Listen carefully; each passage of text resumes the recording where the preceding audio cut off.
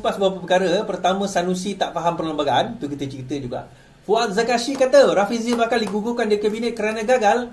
Betul ke perkara itu berlaku? So ini jawapan saya. Kenapa dilihat sebagai gagal? Hal sebenarnya ada sebab dia. Anwar lanjut fail pembelaan terhadap saman Tun Mahathir. Awang daripada Ahli Parlimen Pendang tuduh Anwar sekejam Mahathir. Wow, benar ke Anwar tu sekejam Mahathir? Baik.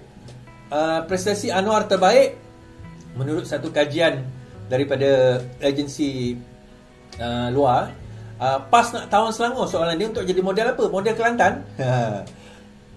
Wan Saiful Wan Jan mohon batal pertuduhan. Baik, saya harap tuan-tuan nak makan. Saya awal sikit malam ni sebab saya ada urusan pukul 11 nanti.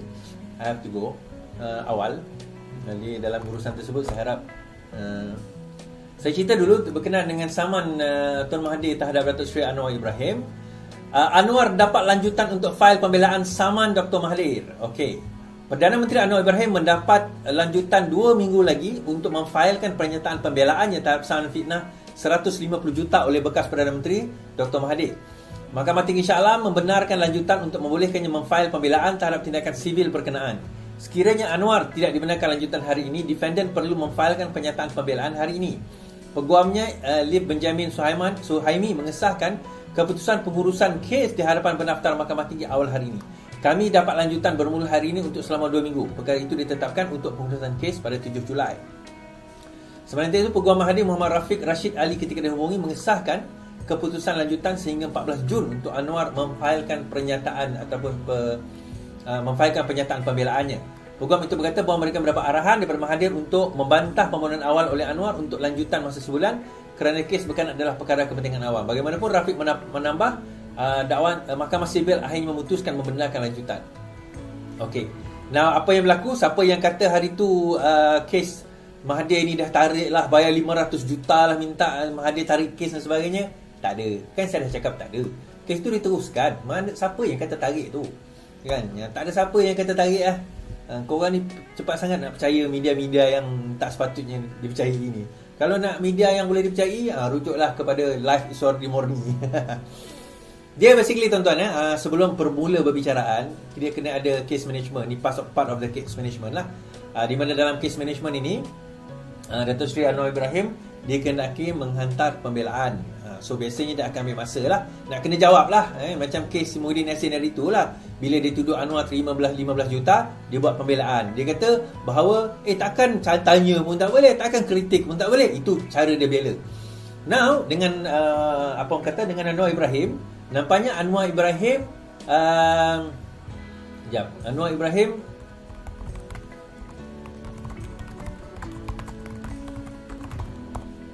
Anwar Ibrahim ni dia ambil masa. Kenapa dia ambil masa tuan-tuan? Mungkin banyak benda dia nak masukkan dalam pembelaan dia lah. So dalam pembelaan beliau banyak, mungkin ada banyak benda yang nak dimasukkan, mungkin banyak benda yang nak diletak. Yalah, kalau kita tengok daripada segi tak payah ni lah, tak payah orang kata apa, Anwar Ibrahim lah nak dedahkan kan. Kalau kita nak cerita, tuan-tuan beli satu buku, saya cerita tu kan, yang Mahathir Maverick tu. Yang tu pun dah ada dah. Banyak buku tentang, banyak pendedahan tentang kroni-kroni Mahathir. Macam mana dia bail out anak dia dan sebagainya. Kalau tuan-tuan tengok cerita Anwar Ibrahim, Anwar ada Untold Story tu, dalam tu ada diceritakan tentang macam mana dia nak gunakan Petronas untuk bail out syarikat anak Mahathir. Ya, itu berlaku zaman saya masih bukan remaja, masa tu dah 20 lebih, tak kira remaja, dah dewasa dah kan. Dah kira dewasa, menyedari kejadian itu berlaku dan kita tahu terus ada things yang berlaku pada waktu itu, dan itu adalah yang yalah, kita tengoklah nanti bagaimana pendedahan demi pendedahan. Kita cuma nak tahu Mahathir berani tak berani dia nak menghadapi pendedahan tersebut. Okey, Sanusi buat hal lagi tuan-tuan. Sanusi buat hal lagi. Dia buat hal, dia kata bahawa dia nak tuntut Penang. Dia kata Penang ni sebahagian daripada Kedah Tua. Kalau nak cerita Kedah Tua ni tuan-tuan, ni belah utara, Thailand tu pun dah kira Kedah Tua dah. Kan? Betul tak? Dan belah Thailand pun Kedah, sebahagian daripada Kedah juga. Kenapa bahagian Thailand tu dia tak bagi tuntut pula kan? Jadi itu yang jadi kepelikan kita ni. Baik, menjawab persoalan itu, selain daripada undang-undang, Anwar Ibrahim mengatakan bahawa Sanusi ni juga tak erti mengenai perlembagaan. Tak erti mengenai perlembagaan, dia kata. Okey, saya bacalah apa yang Anwar Ibrahim cakap. Baik. Sanusi kena faham perlembagaan, Anwar Ibrahim. Kuala Lumpur, Perdana Menteri Anwar Ibrahim membidas Menteri Besar Kedah Datuk Sanusi mendakwa Pulau Pinang masih hak Kedah. Anwar berkata sebagai seorang Menteri Besar, Muhammad Sanusi seharusnya terikat dengan aspek perundangan dan faham mengenai perlembagaan. Kadang-kadang bila seorang pemimpin berucap, dia kena faham perlembagaan, dia kena faham perjanjian. Walaupun ada perjanjian 300 tahun dulu, 1000 tahun dulu, dia ada perjanjian akhir Penubuhan Persekutuan Melayu dan itu jelas. Nak ucap dari segi sindawara politik tu lain. Tapi sebagai seorang menteri besar, saya fikir wajar terikat dengan perundangan, katanya. Anwar berkata setiap pemimpin perlu menghormati perjanjian yang diperkenankan oleh semua raja-raja, termasuk Sultan Kedah dalam isu ini. Itu satu aspek lain. Semalam Muhammad Sanusi dilaporkan Kedah dan Pulau Pinang tidak ada sempadan kerana Pulau Pinang masih hak Kedah dan beliau mendakwa Kedah punya sempadan hanya dengan Perak dan Perlis. Dalam perlembagaan lain, Anwar berkata mengenai dakwaan kononnya terdapat tawaran PAS untuk menyatakan jabatan itu dapat dibincangkan di peringkat pimpinan. Okey, yang itu cerita lain. Now, saya nak bawa dalam hal bila menyentuh kita dalam isu isu perlembagaan ini, satu isu perlembagaan, satu isu perjanjian dan juga undang-undang. Perlembagaan jelas artikel 1 2 menyentuh negeri-negeri Persekutuan Tanah Melayu, itu terdiri salah satunya Kedah, kedua Pulau Pinang. So dia ada Kedah, dia ada Pulau Pinang. Kat mana yang tak ada sempadannya? Dan ini pun dipersetujui antara lainnya oleh Sultan Kedah. Dan Sultan Kedah ni pun pernah menjadi dan akan menjadi agung suatu masa kelak. So sekarang ni kalau dah dipersetujui sendiri oleh Sultan Kedah, persoalan utamanya Sanusi nak pertikaikan. Kenapa?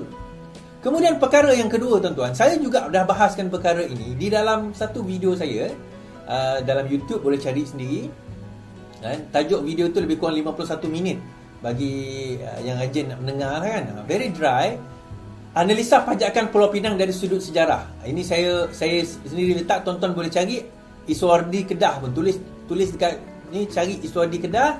Kalau rasa tahan nak menunggu 51 minit saya bercakap tentang sejarah, maka tunggulah. Tuan-tuan boleh dengar sendiri, nilai sendiri. Nilai sendiri. Menurut perlembagaan, Kedah dan Pulau Pinang dua negeri yang berbeza. Menurut sejarah, Kedah, Pulau Pinang dua negeri yang berbeza. Menurut perjanjian, Kedah, Pulau Pinang dua negeri yang berbeza. Kesimpulan mudah macam tu, tuan-tuan.